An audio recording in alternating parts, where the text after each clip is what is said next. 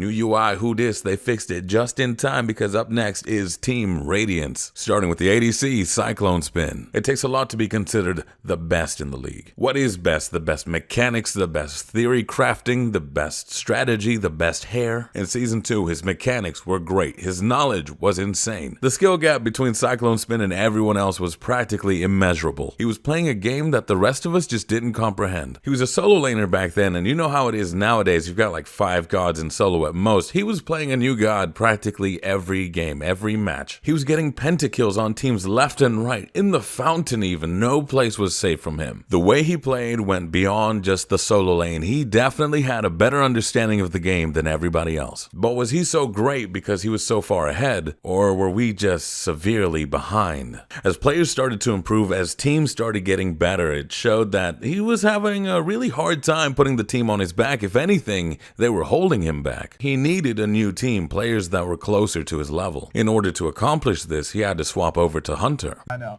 Who do you think the best Hunter player of all time is that isn't sitting at this table? I'd say Reels or Cyclone. Cyclone is he's just too good, man. I don't know what he does. I don't know what he eats for breakfast or what he has. Like Anime. What anime? He eats anime. Yeah, he eats. Jesus Christ. Yeah. Something's going on. You gotta there. start catching up, man. That's the meta these days. Zap, what about you? Yeah, I'd probably have to agree with Bumble. Right now, I would say Cyclone. He, I don't know what it is. He just does what's like good. I don't know. He just he doesn't make mistakes. You know what I mean? It's hard to say, oh, I can solo Cyclone here because he's pushing up what he's not supposed to. He's always doing the right thing and making the right rotations, all that kind of stuff. So he's definitely probably the scariest player right now. There is no lack for talented solo laners these days. You have to be talented or he would have been running you over. Good mid laners, junglers, supports, they're a dime a dozen alongside the solo laners. What he needed was a great ADC. And here comes Cyclone, and down goes Wolfie. Divios with the last hit, but it's all about Cyclone Spin. The double whoop, and that could be more problems. Callis goes down to Cyclone as he picks up the double kill. In 2018, he stepped up. He went into the ADC role. And that same year, he won the Smite World Championship. He swapped to an entirely different role. Everyone's had their time to catch up. The lips are flapping. His Cyclone Spin's still the best player in the world. We'll see while he plays alongside Benji in the solo lane. 2018 was his year. Once they got the roster figured out in the fall split, they lost only 1 game. Went into the World Championship as the first seed, lost only 1 game. He played such a massive role that once it was time to hand out the MVP skin to a character in the game, it would have been a crime to have not given it to his Kukulin.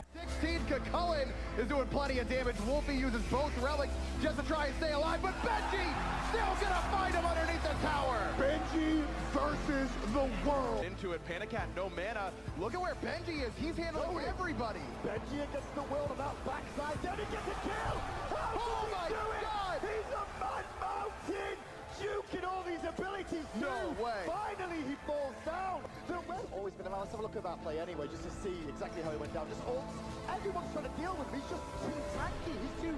He's level 11. Living 2, and Ducky wants to go for the dive, but Benji's doing a dive of his own, shuts down Weekend in the back, pops the thorns, knocks up inbound as well, and forces him to head for the hills. So far, Radiance getting everything they want off this push. Left side Phoenix is going to come down. And this year he's been cranking it out. How's it faring for him? We'll talk about that in the team stages. And the support, Aurora. It was known that he was a skilled player. Back when he was picked up by Zapman, they were considered the most aggressive duo lane in the SPL. When they split, I figured, oh man, it was too aggressive for his liking, but then he picked up his own team, won a world championship, and now I'm thinking, man, it wasn't aggressive enough. Hercules, Fenrir, the more smork the better. Up till now, support was support. Here you go, team. I don't need farm. Take it all. Yes, I'll go get the wards. There is no greater pleasure than dying for this team. Not Aurora, no sir. First blood coming my way. I'm taking the red buff. I'm stealing the speed buff. I'm sticking to the jungler. Well, you wouldn't hit a support, would you? We knew support was influential, but not this influential. It was one thing to play like this during the regular season, but to actually do it on stage at the finals was insane. And next, the mid laner, Big Man Tings. There tend to be 2 kinds of mid laners. The I'm gonna carry, I'm gonna kill everything, play by me team. And the other one, I am basically basically ranged support. I will provide setup, I will provide crowd control, I just happen to do damage. Their desire to eliminate the enemy does not stem from a general bloodlust, but more so a "this will be good for my team," a sense of altruism, if you will. And it makes sense because he has played support for a majority of his career. And right now on this team, Aurora's too busy murdering everything. Somebody's got to support. Someone's got to bring it all together, as too much aggression can be a bad thing. Did someone say aggression? I hear that. The jungler adapting. The back-to-back world champ, season 2, season 3.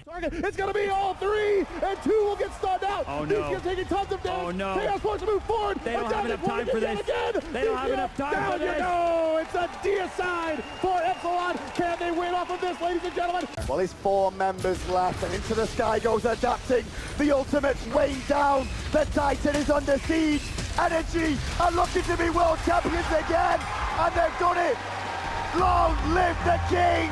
While he's a very smart player back then, he was just better than everyone else mechanically. This is 100% the hitman for the team. He's cold, he's calculated, he's just better than you, known as the Adapt King of the Jungle. However, these are different times we live in. The jungle role has seen some changes since then, and in attempts to make it so the role is played alongside the team, in tandem with them, you're not carrying them anymore. He is still mechanically a monster, but it takes a unit to get the wins, and they were getting the wins off of what I would consider raw talent alone. Pure, unrivaled aggression, ironically, rivaled by rival. They were made to bleed in the worst way possible, losing to their own playstyle, to their own characters. And with each loss after that, this super team was looking more and more human. They've taken a knee, and they seem to be catching their breath as they haven't tumbled quite yet. Which isn't too strange considering the last super team we had, where it was a bunch of players, very talented, all put together. They were dominating near the beginning. In the middle, they weren't meshing too well. By the end, they had completely fallen apart. And is it repeating? Did Team Ego need a humbling? Or are there still too many cooks in the kitchen? Well, you know where to find out. Tune in to the SPL Friday, Saturday, Sunday as these players battle it out to become the gods they were meant to be.